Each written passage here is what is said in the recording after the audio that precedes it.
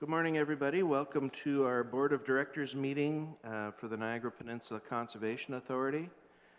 This Friday, February the 16th.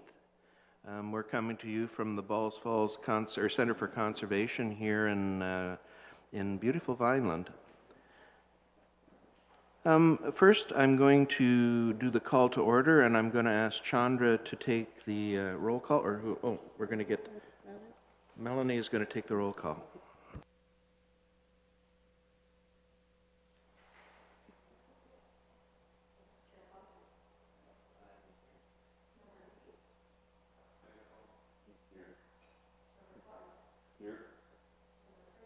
Here. Present.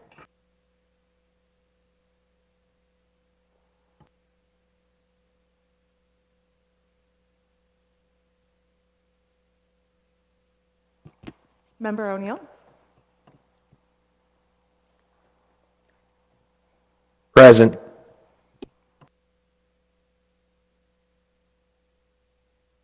Present. Thank you.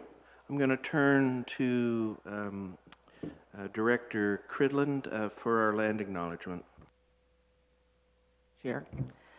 The Niagara Peninsula watershed is situated within the traditional territories of the Haudenosaunee, Adirondack, and the Anishinaabe, including the Mississaugas of the Credit, many of whom continue to live and work here today. This territory is covered by the Upper Canada Treaties, number 3, 4, and 381, and is within the land protected by the Dish with One Spoon Wampum Agreement. Today, the watershed is home to many First Nations, Métis, and Inuit peoples. Through the 2021 to 2031 strategic plan, we reconfirm our commitment to shared stewardship of natural resources and deep appreciation of Indigenous culture and history in the watershed. Thank you, Donna. I'm going to turn it over to Chandra to introduce some members of staff.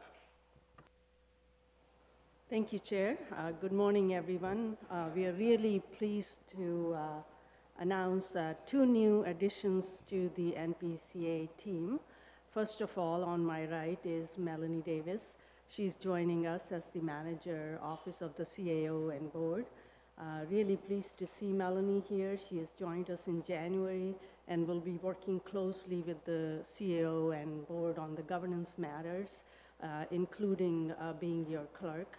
Melanie is also going to be our Freedom of Information Officer, and she brings strong policy and governance and research experience, having worked for the City of Thunder Bay. Melanie has also worked as a development officer in the past, securing funding and on various volunteer boards.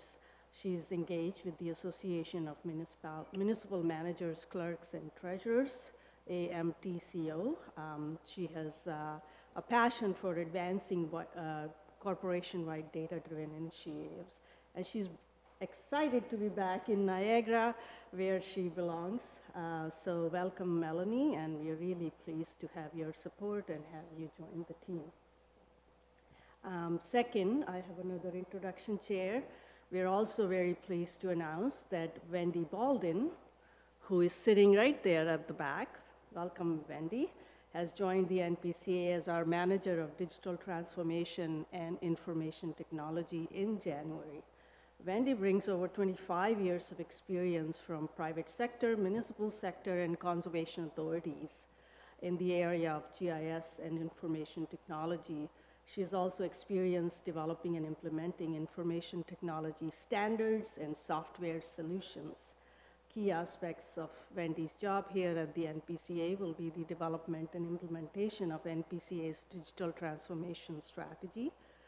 And I'm very pleased to share that Wendy has already taken a very, very strong role in our move to the new head office from an information technology perspective. Welcome, Wendy, and we love your sense of humor, hard to find in information technology professionals. Welcome to welcome to NPCA. Thank you. Okay, you can turn off your microphone now. I don't know about that humor thing. After 40 years in information technology, I'm not happy about that. But anyway, welcome, both of you. Any declarations of conflict of interest this morning? Seeing none, I'm going to move into the approval of the minutes from the previous board meeting. Can I get Member Seaborn and Member O'Neill to move and second that, please? Seconded. Thank you. Are there any questions to the minutes? Seeing none, all those in favor? That is carried. Chair's update. Well, it's been a while since we've been together. Lots has been going on. Lots? Boy, there's my English not so good this morning. A lot has been going on here at the NPCA. The move is afoot. The variety of things in and around the foundation are going forward that Director Hewson will bring us up to date later with. We have a number of very interesting things to deal with in closed session today, very positive things as well, that we're going to be working through. So generally things are on a pretty good foot at the moment, and I look forward to the completion of this meeting today. So with that, let us move into correspondence this morning. There are 3 items of correspondence. And we can take them unless anybody wants to deal with anyone separately and vote on it separately. I'd like to take all 3 as a group, and can I get Member Tattison to move and Member Hewson to second that? So any questions to any of these correspondence items this morning? Seeing none, all those in favor? That is carried. We don't have any presentations this morning. We don't have any delegations this morning. So we're moving into 2 consent items. The first one being Human Resources and Health and Safety item. I think we'll take each one of these separately because I think they need to be taken separately. So can I get Councillor Beattie to move and Councillor Grant to second our first consent item, which is the Human Resources and Health and Safety update? Thank you. Any questions to this? Seeing none, all in favor? That is carried.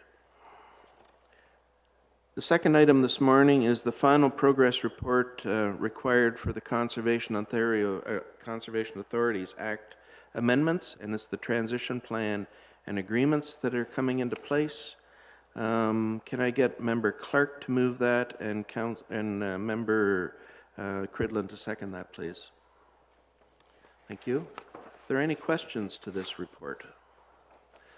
Member Clark. I don't have any questions, but I do want to acknowledge the amount of work that our staff did to complete all of these processes from the province. It was an enormous amount of work and significant change, but they hunkered down and got the work done, so I want to congratulate them for that. Thank you, sir. Yeah, thank you, Member Clark.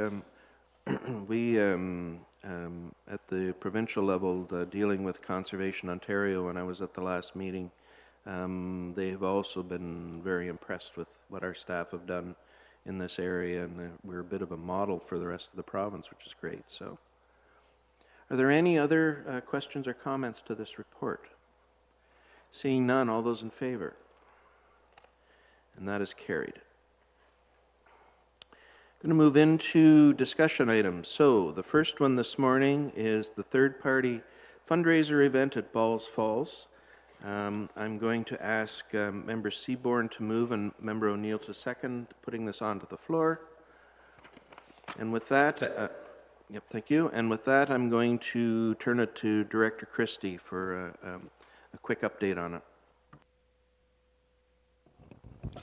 Thank you, Chair. We have a report here to approve a third-party fundraiser at Balls Falls. This was done a couple years ago. and we've was successful, but there was a few things we wanted to tweak to make sure it was even better, and we feel like we've done that. So again, it's on the floor here for discussion. Thank you. Are there any questions to Director Christie? Seeing none, all those in favor? And that is carried. Next report this morning is concerning the solar eclipse planning. I was asking Chandra if we have something to do with the solar eclipse, but apparently we don't. But it's coming. So I'm going to ask Member Hewson to move and Member Taddison to second this report. And that is on the floor. Any questions to staff on this report? Member Cridlin. Thank you, through you, Chair. As it's mentioned very clearly in the report, it's kind of a one-off.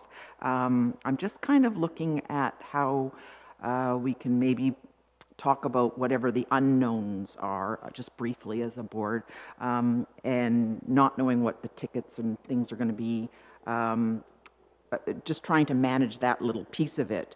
So I'm wondering, in terms of accessibility, if we could consider maybe putting the tickets out slowly, and that would give us a tiny little bit of feedback as to whether this is a non-event or an event that we have to maybe do a little bit more with. So maybe we could, I think it's talked about a little bit in here, but we're going to be doing maybe to the nature holders first, nature pass holders, and then maybe then release the rest of the tickets. So again, it's just trying to figure out the unknown part of it, which anybody else's input on that would be great.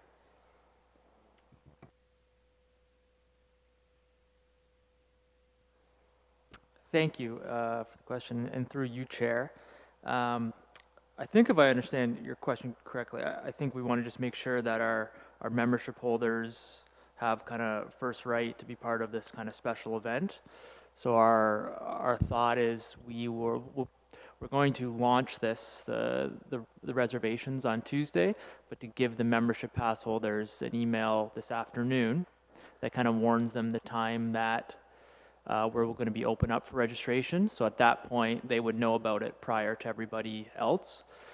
We don't have the capability of having like a closed off registration just for them. Like if the public did get wind of it, they could technically, but it's more the marketing and the knowledge that they would know prior to anybody.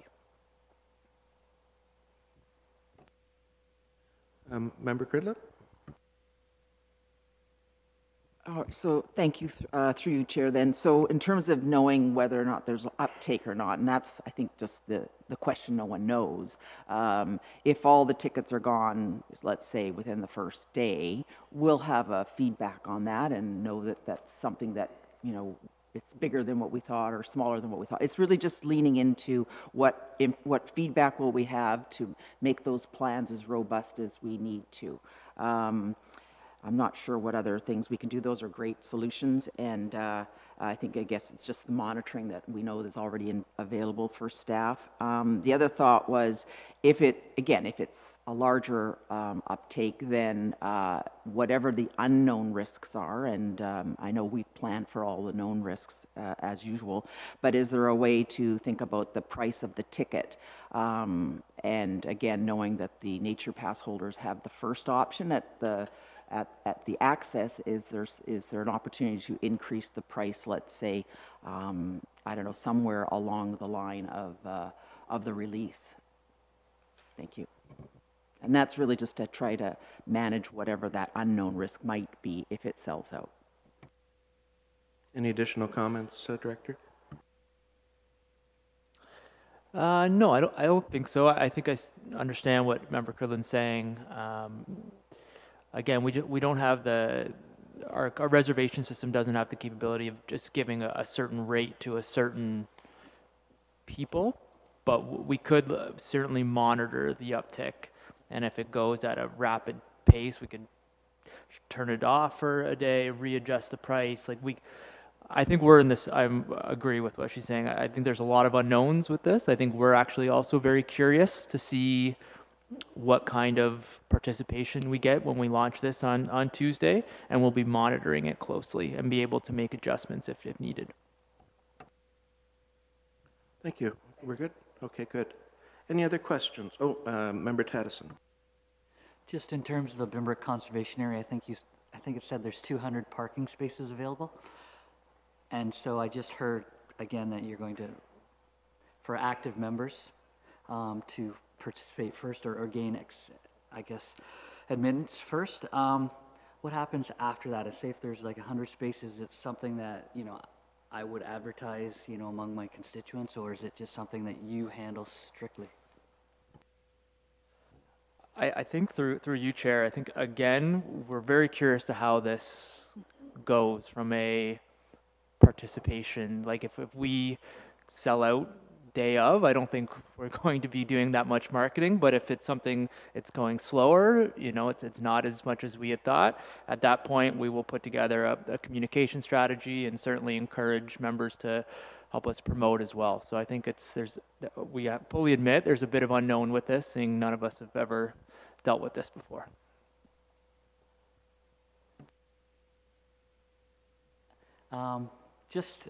I'll take some questions with you offline just to, because I do have some things, but they only apply to Bimbrook, and I don't want to hold everybody else's time up. Thanks. Okay, thank you. I have Member Houston, then Member Seaborn. Member Houston, please go ahead. Thank you, Chair. So I just want to make sure I'm understanding the intent is just for us to open up our conservation areas so people can access them on the day of the event. There's no additional activities planned? Through you, Chair, that's correct. It's mostly just to be able to offer people an area for a viewing platform. There's no, due to the weather, the wetness of our parks at that time, anything additional will really damage the areas that we're hoping to have open for the season within the next 6 weeks. Okay, thank you for that. And just as a follow-up, will we be offering the glasses for sale? Because, I think people will be wanting to access those. That might be an opportunity for us. Through you, Chair, they are included in all of our reservations.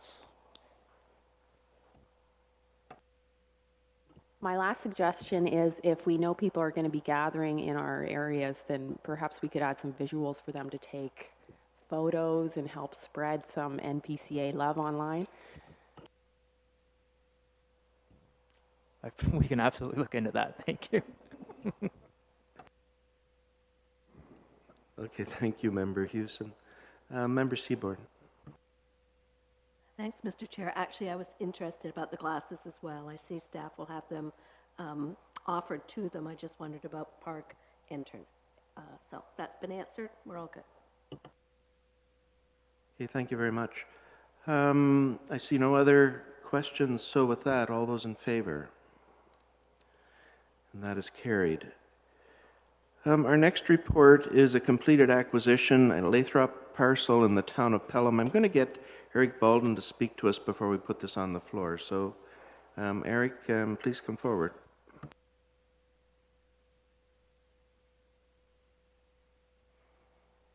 Thank you. Through the chair, we just wanted to provide an update to the board that we had a very successful completion of an acquisition earlier this year, January 12th. It was a property in the Lathrop parcel that we had been working on for well over a year. That timing is kind of consistent with acquisitions as they go. We got funding, or we're in the midst of finally getting the funding in hand through Conservation Ontario, and it's coming from the federal government, the Ministry of Environment and Climate Change Canada.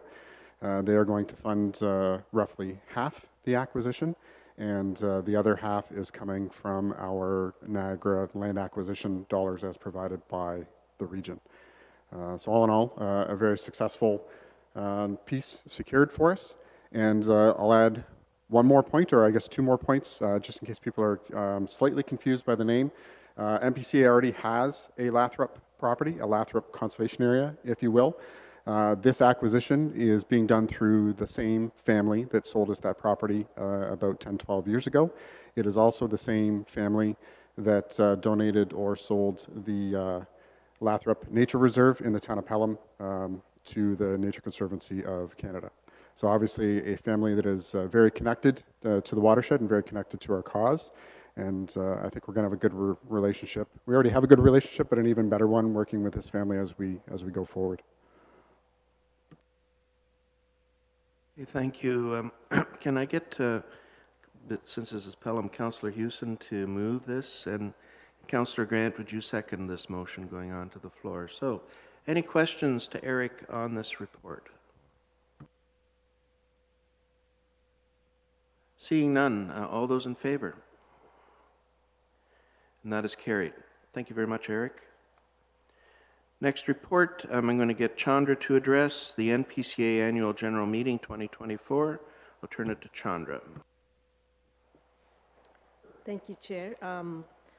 The report in front of you seeks approval of the Board of Directors to change the 2024 Annual General Meeting date to April 19th, 2024.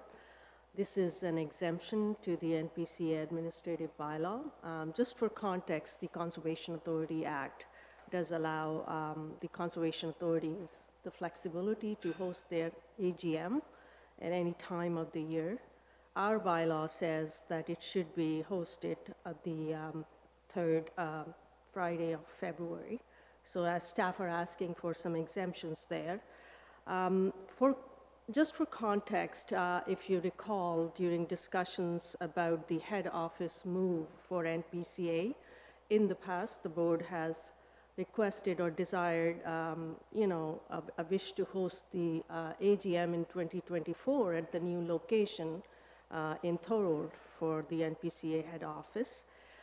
Staff agreed to that, and we were anticipating that we will have all this required work done for the boardroom to do a drop-in and a big opening event at the new location.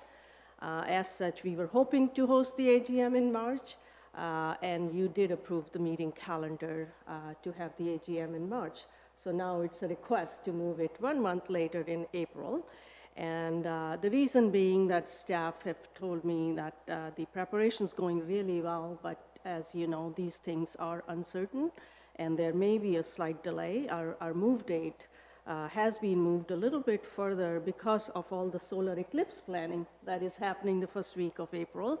So we are going to be moving the second week of April or around that, and then it will be a good time at that time to host the AGM in April. I should also say that April is also the 65th anniversary of the establishment of NPCA, so the stars are aligned really well for us. So we would like to host a nice event, invite our guest, a guest speaker, and host the AGM in April. So that's all the context for you. I'm hoping you'll approve this report today. Thank you.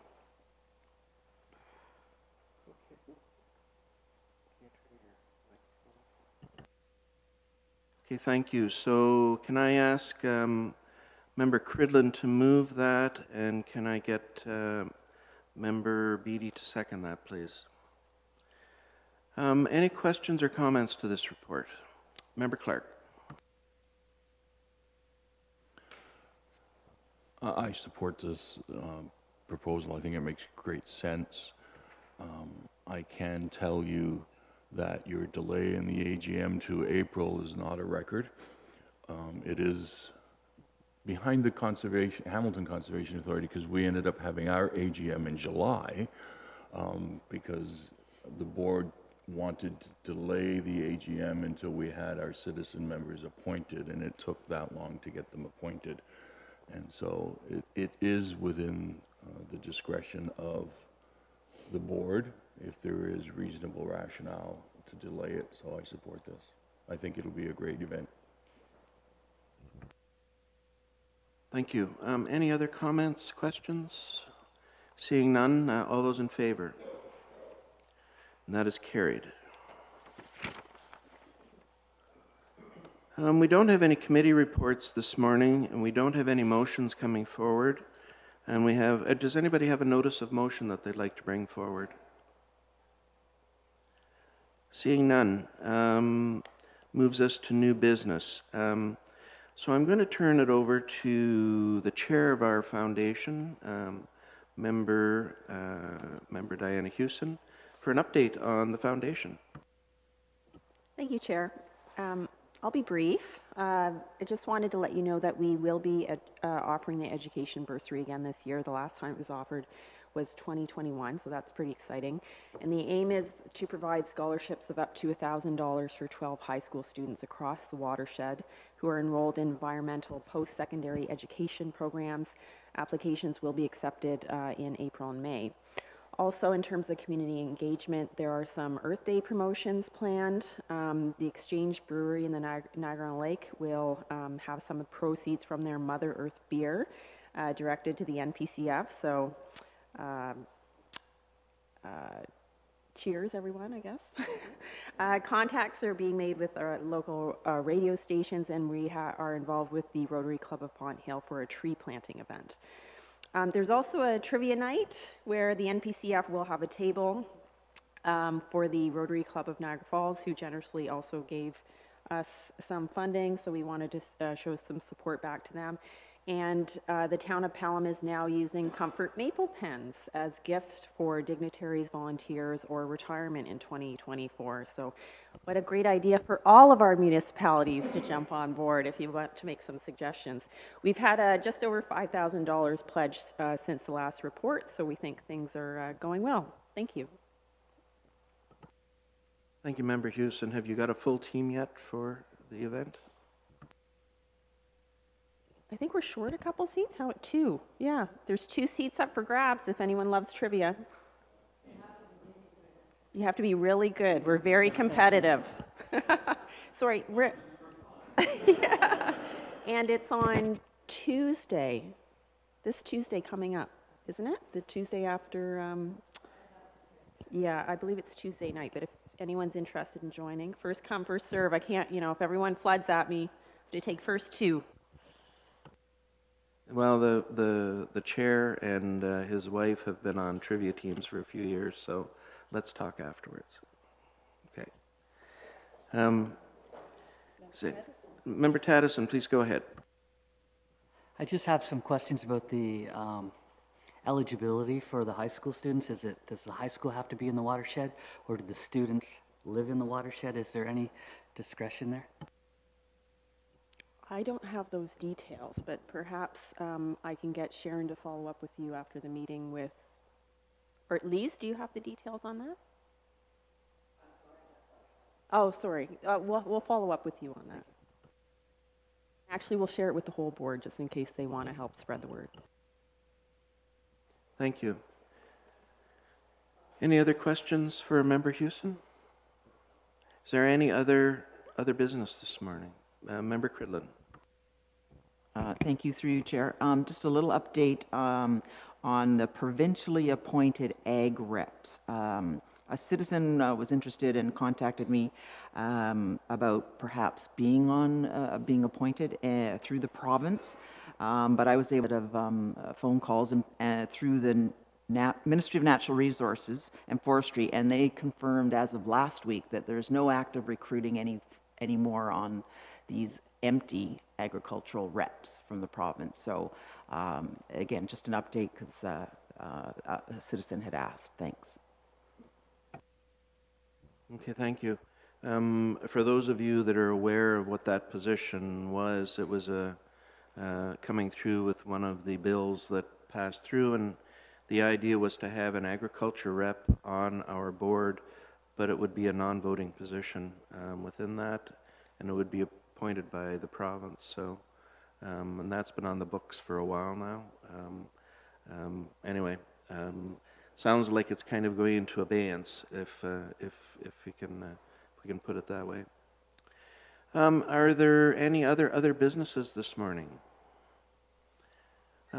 Seeing or hearing none, we're going to be going into a closed session. So can I get Member Clark to move that we go into closed session?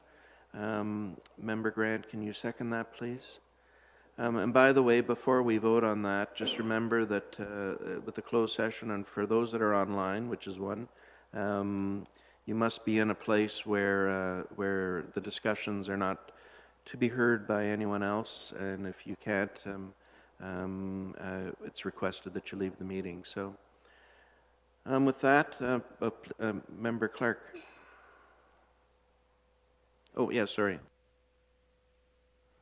It's an interesting way of stopping crosstalk. Can you just indicate in general terms why we're going in camera? It's a very wise thing for you to be asking, and in fact, I was not good in not saying those things. So there's three things that we're going in for. It's a proposed or pending acquisition or disposition of land by the NPCA is our first item. The second is a litigation or potential litigation, and it's an enforcement and compliance matters issue. And then the third is a litigation or potential litigation of planning and development matters. There are 3 staff members that will be involved with this as we go into it as well. Thank you very much. Thank you very much. All those in favor of going into closed session? That is carried. So with that, for our streaming, for those of you that are watching online, we'll be coming back to you with any motions that we have to do in open session after our closed session meeting. Thank you.